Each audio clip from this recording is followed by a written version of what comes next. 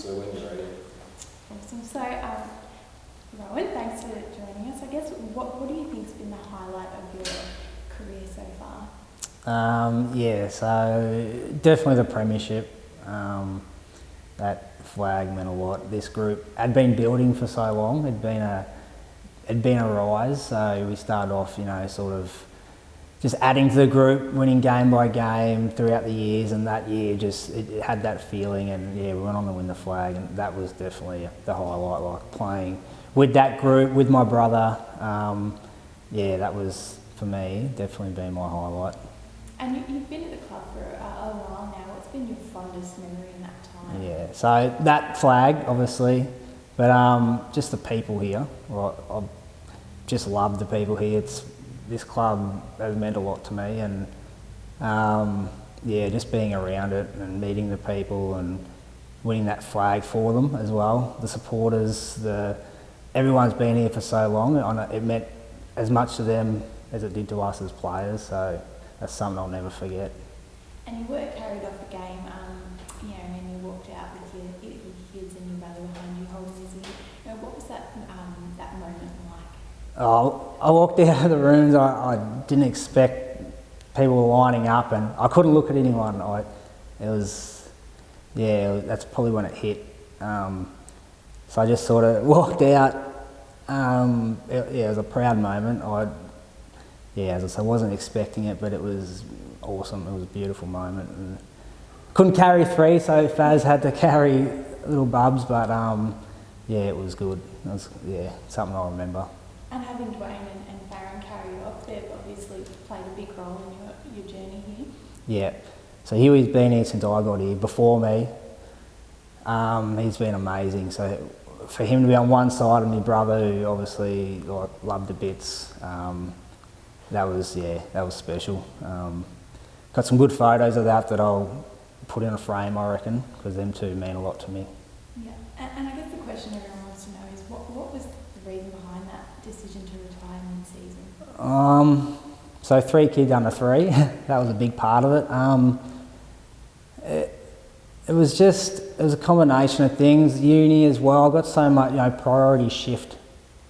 After a while, like 5 years ago, footy was always number one. 3 years ago, it was still number one before kids, and other things come into your life, and in the end, I sort of didn't have that same drive for the contest, for the motivation. The training was becoming harder. I know I had to go to training and leave the kids with Hayley at home, and a little bit of guilt there. It was a combination of things, but it was a hard decision, but it was one I think I had to make, and And so in your time, you played 100 club games with United, one in Morrison and one in Driver. What do those accolades mean to you as a player? It's a cliche, but like the individual ones, they're good to reflect on and look at now, but it means nothing compared to a flag. Like, you celebrate that by yourself, the individual ones, and with your family members, but that as a collective winning a flag, there's no comparison. I know, looking back, I'll look at, as I said, those individual ones, and I'm proud of that, I really am, but they just don't stack up to a flag.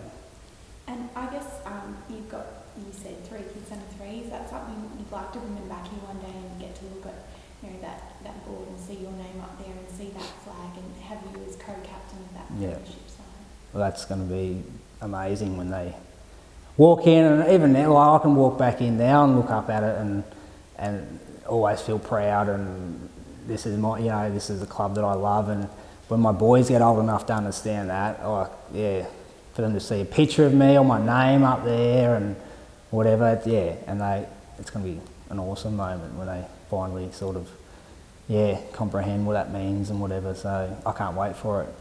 Yeah, and you did spend time in the Northern Territory. What was that experience like, and what brought you back here? Yeah, that was awesome experience, and I recommend that for everyone. It's just a different style of football. It's exciting. It's great experience. It was probably, so I've done 2 seasons. I won a flag in my second, and I met a bloke there which ended up being the coach down here. So I'm glad I went because that was the catalyst to me coming here, playing in 2010. Dale Rain coached us in 2010 and he was another bloke I played in the flag with. So that was it. I got that phone call and it took a while for me to say, yeah, I'll be down there, but I did in the end. It was the best decision I made, moving to Echuca. I was only going to stay here 1 year, but this club, the people, still here today. Met my partner at this club as well. So this club has, just been everything for me. And what do you want to say to the people who've been there along the way and made this club so important? Oh, just massive thanks. I got all this thanks for me giving the service to this club, but I'm the opposite. I thank them for everything because, as I said, this club's meant a lot to me, and the people in it are what I'll miss the most. Coming here, I can still come here and watch and whatever, but going out there putting that jumper on, that's what was all about for me, and representing the people that are watching, that have played before, and the volunteers that are doing everything in the club that that goes unnoticed to most. But yeah, it's just a massive thanks. And finally, for the people who might come back and say you're probably too young to retire, what do you say to those thoughts? When you know, I don't think age sort of matters. I am 30. It's probably a little bit young, but when you know, like priorities shift. I'm 30, but I feel 40, my body wise. To the people that can go further, or older and whatever, hats off to you. But yeah, it was my time. I knew it within myself. So yeah. Awesome. Thanks so much, Rowan. Thank you.